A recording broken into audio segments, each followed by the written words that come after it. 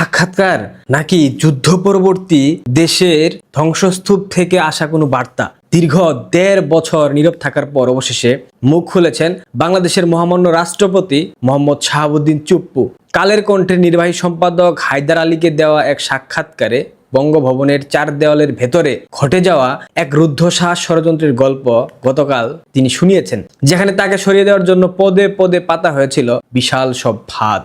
মহামান্য রাষ্ট্রপতির ভাষ্যমতে গত ১.৫ বছর তার জন্য ছিল চক্রান্তের জাল। বিশেষ করে ২০২৪ সালের ২২ অক্টোবরের সেই রাতটি ছিল চরম বিভীষিকাময়। বঙ্গভবন ঘেরাও, সাউন্ড গ্রেনেডের বিস্ফোরণ আর ভাড়ায় আনা লোকজনের নারকীয় তাণ্ডব সবকিছু ছিল তাকে গদিচ্যুত করার এক সুপরিকল্পিত ছক। রাষ্ট্রপতি বলেছেন, উদ্দেশ্য ছিল একটাই, সাংবিধানিক শূন্যতা তৈরি করা এবং দেশের শান্তি শৃঙ্খলা চিরতরে ধ্বংস করে ফেলা। সেই কঠিন সময়ে মহামান্য রাষ্ট্রপতি নিজেকে বড় একা অনুভব করেছিলেন। তিনি দাবি করেন, অসাংবিধানিক উপায়ে তাকে উপড়ে ফেলার সব চেষ্টা ব্যর্থ হয়েছে তার ইস্পাত কঠিন দৃঢ়তায়। তিনি বলেছিলেন, রক্ত ঝরলে ঝরুক, তবু আমি সংবিধান রক্ষা করব। আশ্চর্যের বিষয়, এই দুঃসময়ে তিনি পাশে পেয়েছিলেন বিএনপির শীর্ষ নেতৃত্বকে, বিশেষ করে তারেক রহমানের আন্তরিকতা এবং বিএনপির সাংবিধানিক অবস্থানের প্রশংসা বিশেষভাবে তিনি করেছেন।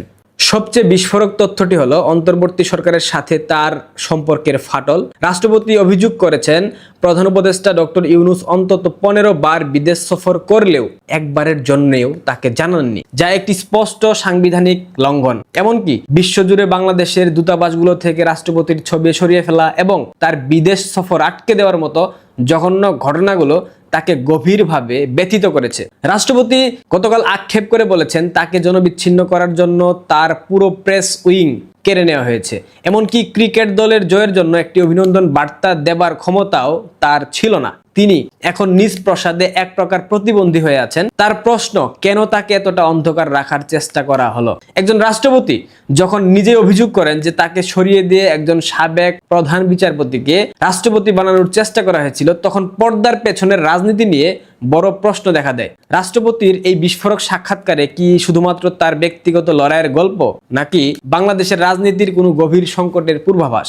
কি মনে হয় আপনাদের? ইতিহাস হয়তো এর উত্তরটা দেবে। তবে আপাতত বঙ্গভবনের অন্দরমহলে এক অশান্ত ঝড় বয়ে যাচ্ছে। এটা ছিল গতকাল মহামান্য রাষ্ট্রপতির সাক্ষাৎকারের মূল প্রতিপাদ্য বিষয়, যেখানে তিনি বারবার বলেছেন তাকে বারবার অসম্মান করা হয়েছে। তিনি রাষ্ট্রের প্রতীক।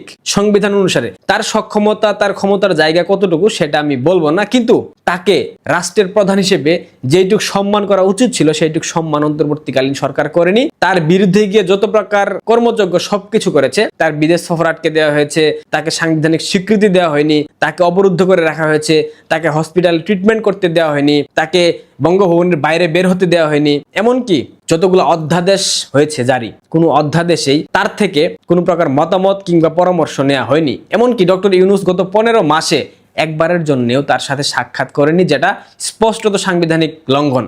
আমি যদি মুদ্রা কথা বলি, মহামান্য রাষ্ট্রপতি যে একজন রাষ্ট্রের প্রধান, সংবিধান অনুসারে তাকে সেই সম্মানটুকু দেওয়া হয়নি। পাশাপাশি রাষ্ট্রের যে একটা সংবিধান আছে, এই সংবিধানকে বৃদ্ধাঙ্গুলি দেখিয়েছে ডক্টর ইউনূসের সরকার। এই ব্যাপারটা নিয়ে, এই সাক্ষাৎকার নিয়ে আওয়ামী লীগের মধ্যে একটা বিশাল দ্বিধা বিভক্তি দেখতে পাচ্ছি। অনেকেই অনেক কথা বলছেন, সাংবিধানিক ভাবে চুপ অনেক কিছু করতে পারতেন, মানে রাষ্ট্রপতি তিনি করেন নাই।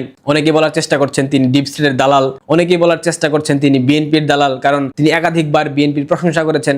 সাংবিধানিক এই সংকট উত্তরণে বিএনপি তার পাশে ছিল সবসময়, তিনি সেটা বারবার বলেছেন। তারেক রহমানের কথা বলেছেন, বিএনপির শীর্ষ নেতৃত্বের কথা বলেছেন। অনেকে বলছেন শেখ হাসিনা সরকারের নিযুক্ত রাষ্ট্রপতি কেন এসব কথা বলছে, তিনি কি বিএনপির চামচামি করতেছেন কিনা, আরো বেশি দিন থাকার ইচ্ছা কিনা, পূর্ণ মেয়াদে থাকার ইচ্ছা কিনা। আমি তাদের উদ্দেশ্যে একটা কথাই বলবো, মহামান্য রাষ্ট্রপতি বাংলাদেশের সংবিধান অনুসারে তিনি রাষ্ট্রের প্রধান, তাই তো তিনি যে স্টেটমেন্ট গুলা দিয়েছেন গতকালকার সাক্ষাৎকারে, প্রত্যেকটা স্টেটমেন্ট নথি আকারে থাকবে এবং অদূর ভবিষ্যতে জুলাই সন্ত্রাসে সম্পৃক্ত পাশাপাশি অন্তর্বর্তীকালীন সরকার, যে অন্তর্বর্তীকালীন সরকার সংবিধানের কোথাও নেই, এটা সম্পূর্ণরূপে অবৈধ এবং তারা যা যা করেছে গত ১৫ মাসে সংবিধানকে যেভাবে বৃদ্ধাঙ্গুলি দেখিয়েছে, সংবিধান শপথের কথা বলেও অদূর ভবিষ্যতে এদের ফাঁসির কাস্টে ঝুলানোর জন্য পর্যাপ্ত। অনেকে অনেকভাবে ব্যাখ্যা করতে পারেন, সাংবিধানিকভাবে রাষ্ট্রপতি মহোদয় অনেক কিছু করতে পারতেন, তিনি করেন নাই। একবার চিন্তা করেন তো, তিনি যে পরিস্থিতির মধ্যে ছিলেন, তাকে যেভাবে অবরুদ্ধ করে রাখা হয়েছিল, এক প্রকার জেল জীবনের মতো, বঙ্গভবনের বাইরে তিনি আসলে কোনো কিছু করতে পারতেন না। তার প্রেস উইংস পর্যন্ত